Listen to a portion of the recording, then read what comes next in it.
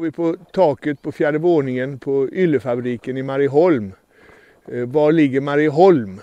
Ja, om du riktar kameran åt det hållet så ser man faktiskt brofästet över till Danmark, och man ser Turning Torso alldeles efter den mittersta vindsnurran där. Det står 3 vindsnurror.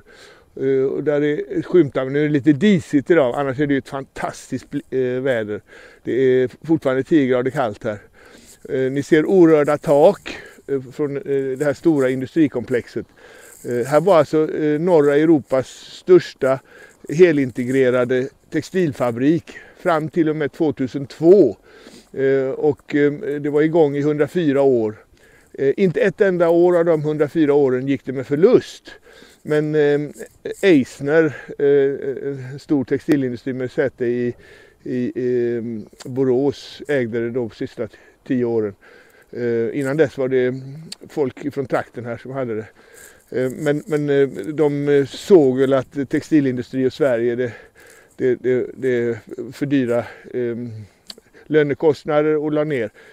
Sorgligt egentligen, därför att mot slutet så hade man mekaniserat verksamheten här så mycket så att ett handfull människor kunde hålla igång hela verksamheten 24 timmar om dygnet.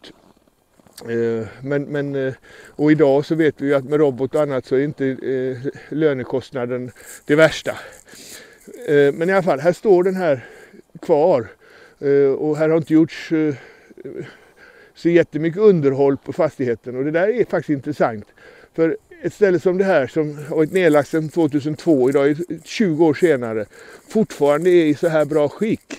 Tak som är fungerande och byggnader som tack vare sin gedigna konstruktion, det är tjocka tegelväggar och betonggolv och väggar och tak, håller trots 20 år utan underhåll. Man kan se det som en biologisk kurva. Om det ser ut så här bra efter 20 år, hur ser det ut om 20 år till?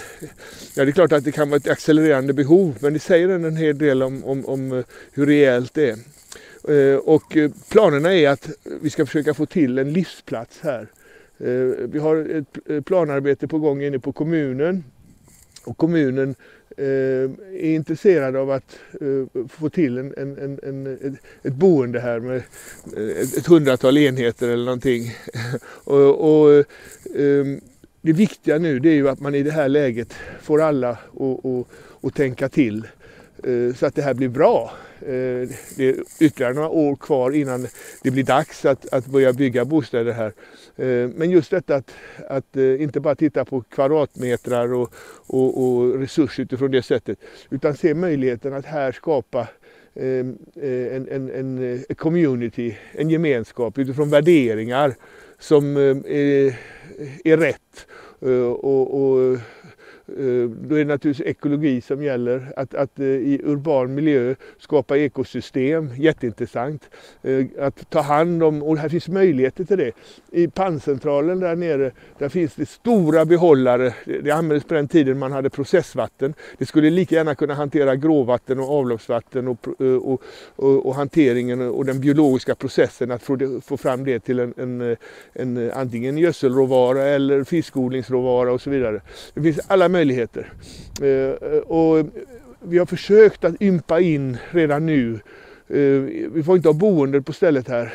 Det har jag smärtsamt fått erfara. Jag trodde man kunde ha ateljéer och så, men det ajabaja. Men i alla fall, vi har fantastiska människor här redan. Sveriges mest kända industridesigner Jenny, som har fått ena priset efter andra och som är på utställningar i både Miami, hon är i Los Angeles, San Francisco och naturligtvis på olika håll i Sverige också. Och vi har en keramiker som är jätteduktig som håller till här. Vi har konstnär som i och för sig bor i Stockholm men använder våra billiga hyror så att de kan ha det här som sitt logistikcentrum. Men vad jag tänker är just att redan nu försöka ympa in en medvetenhet i att här skulle man vilja bo, här skulle man vilja vara med och påverka hur den här boplatsen ska bli. som jag tänker, så är det att det ska inte vara några jättebostäder, utan det ska vara compact living. Det ska däremot vara mycket gemensamhetsytor, både för verksamheter och leisure. Men här ska också finnas möjligheter till att utnyttja kompetensen mellan de olika. Vi har till exempel redan en finsnickare, vi har 2 stycken smeder här, keramiker, industridesigner. Jag pratade med Olof här, mannen som gör det här möjligt. Och han berättade just om compact living. Fast vad sa du?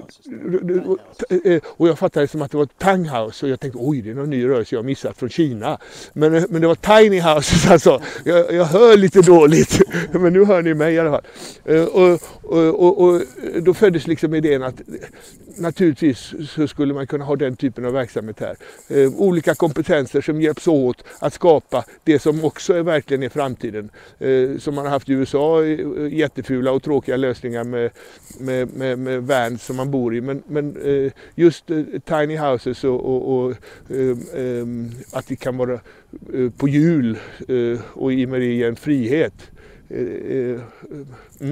Ja, Olof, vad bör vi passa? Nu är vi inne, det var som sagt var över 10 grader kallt ute, så Olof började få stela fingrar. Då tänkte vi att då går vi hit. Det är ett par plan längre ner. Ni ser takfönsterna uppe, vi såg dem när vi var utomhus. Lanterniter, det var ju så man fick ljus för i industriella verksamheter, och det var perfekt för folk kunde inte titta ut och drömma, men de fick ljus för sin verksamhet ändå. Men nu finns det lysrör. Men lägg märke till lokalen. Det är alltså 2000 kvadratmeter här, det här våningsplanet. Här skulle kunna vara 40 stycken compact living bostäder där man i princip hade 50 kvadratmeter men med egen takterrass och 5 meter högt i tak. Det vill säga man kan ha sovloft och så vidare, så att det blir ju mer än de 50 kvadraterna egentligen. Och det gör att det blir inte klaustrofobiskt. Och sen kan man ha då gemensamhetsutrymmen. För ljusets skull så ska man ändå inte i mitten ha bostäder, utan där kan man då ha kök, vad fan som helst. Det är det ni ska komma på ju. Vad man ska göra av det här stället.